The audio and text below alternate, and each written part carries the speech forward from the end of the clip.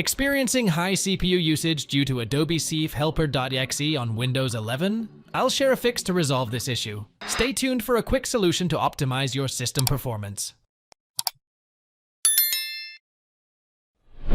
Press the Windows plus S key and type CMD inside the search bar.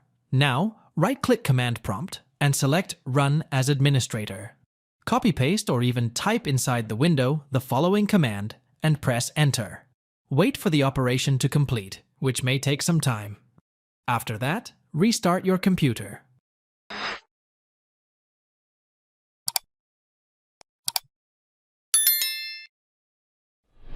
To access the Settings app, press the Windows key plus I together and select Windows Update from the left-hand panel. You may click on the Install Now option and wait for the procedure to complete, or you can click on the Check for Updates button if there are any new updates to download. The fact that you face this problem could be because you are using an older version of Windows. Thanks for watching. Hope this helped. If so, hit like and subscribe for more content.